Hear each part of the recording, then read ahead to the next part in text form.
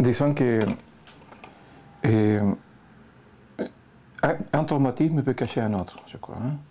Et je pense que le traumatisme que j'ai connu ce jour-là, qui était fort au moment que je l'ai vécu, c'était l'année 75, le mois de mai, a été vite surmonté, disons vite surmonté, entre guillemets, au bout de 2 ou 3 ans, pour une raison simple. Parce que je suis arrivé en France, un mois après mon évasion, aidé par l'Église catholique chilienne, et par le fait que dans les cadres d'horreur que connaissait le Chili, des tragédies, des assassinats, des tortures par milliers, j'étais l'exception, parce que je m'étais évadé. En plus, mon évasion avait créé une crise grave entre l'Église, le cardinal Silvio-Enrique Pinochet. Cela a fait que partout j'étais invité à parler de ce fait-là, de ce qui m'était arrivé. On m'invitait, j'ai parcouru l'Europe, je me souviens, et ici en France, j'étais invité par des collectifs chiliens et latino-américains. Et je pense que la force de la parole, la possibilité de parler d'un phénomène comme celui que j'avais vécu, sans me rendre compte, au bout de 2 ou 3 ans, ça m'a libéré.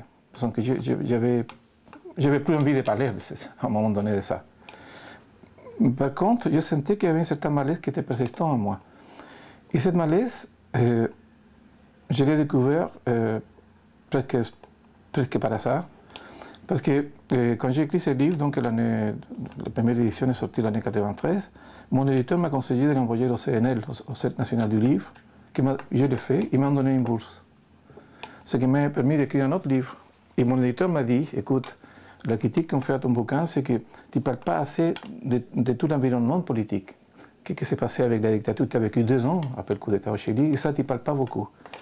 C'est vrai, parce que mon livre, je l'ai centré sur les jours de la torture. Et il m'a dit, ça serait bien que tu fasses un autre livre où tu racontes ton expérience à partir du moment du coup d'État, jusqu'au moment de ton arrestation. C'est passé presque 2 ans. Chose que j'ai fait. Et ce livre-là s'appelle Après septembre. Je me suis rendu compte une fois quand j'écrivais ce livre, et après que je l'avais fini, que le trauma que j'avais, c'était pas la torture, c'était le fait d'avoir vécu la clandestinité, d'avoir été poursuivi pendant 2 ans, d'avoir vécu avec mon épouse et une fille quand on a quitté le Chili, avait 9 mois, donc mon épouse a vécu sa grossesse.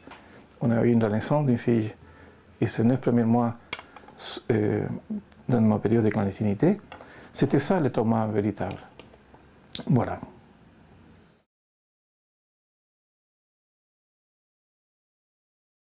Si on veut parler de trauma, je connais les traumas que connaissent tout le monde, la vieillesse, les passés qui s'éloignent, le fait de vivre dans un autre pays.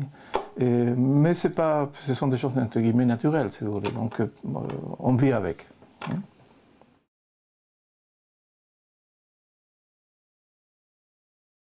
Je crois que oui. Je me suis rendu compte, vous savez, pour une raison tout à fait simple. Quand j'ai fini le livre, je l'ai laissé. Je n'étais pas très content, je ne sais pas pourquoi. J'aurais bien voulu le faire plus long, ma femme, bref. Et je l'ai lu au bout de 6 mois que je l'avais fait. Et je me souviens que quand je l'ai lu, j'ai pleuré. Pas dans tous les livres, mais dans certains passages qui m'ont touché profondément. Vous pouvez trouver ça bizarre, parce que comment on peut pleurer sur quelque chose qu'on a acquis soi-même. Donc c'est là que je me suis rendu compte qu'il y avait quelque chose de profond, que ce livre m'avait permis de sortir. Et c'est simple, parce que je me souviens que quand on parlait de l'histoire, de mon histoire, quand je parlais avec les différentes associations, des militants qui m'invitaient à droite et à gauche, on parlait effectivement beaucoup de la lutte politique, mais on parlait beaucoup moins de sentiments. Qu'est-ce qu'on vivait, qu'est-ce qu'on ressentait nous quand on se couchait la nuit, savoir si le lendemain si on allait voir l'autre jour ou pas, savoir si la police avait investi votre maison pendant que vous dormiez, avec votre épouse à côté, votre fille. Donc ces choses-là, on ne parlait pas. Et par contre, quand j'ai écrit mon livre après septembre, j'étais obligé de l'écrire parce qu'il fallait remplir bien 2 années de vie. Et c'est dans les structures, c'est dans la construction de ce livre où je me suis rendu compte que ce qui était présent, en fait, c'était la peur et l'angoisse de se faire arrêter. Pas l'angoisse de me faire arrêter moi-même, c'était l'angoisse de qu'elle m'arrête mon épouse, ma fille. C'est ça qui était présent.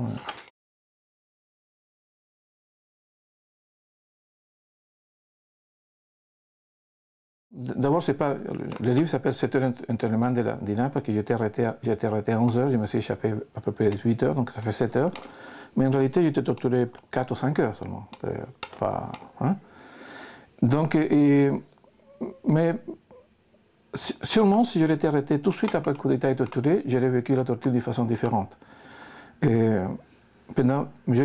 J'étais arrêté et torturé 20 mois après. Je m'étais préparé. On ne se prépare jamais vraiment pour la torture, mais psychologiquement, je m'ai fait dans mon esprit, je m'ai fixé comme possibilité le fait que si on me torturait, je pouvais m'échapper, ou je pouvais me faire tuer. Donc je m'avais préparé. Donc la torture en étant dure ne m'a pas surpris. C'est différent, je pense que si on m'avait arrêté les jours du coup d'État ou le lendemain, je m'aurais torturé, j'aurais vécu les choses différemment. Mais le fait de m'avoir préparé pendant 20 mois a fait que la torture, en étant terrible, la torture de toute façon est terrible, et je pense que ça m'a aidé ça, le fait que je m'étais plus ou moins psychologiquement préparé à ça. Voilà.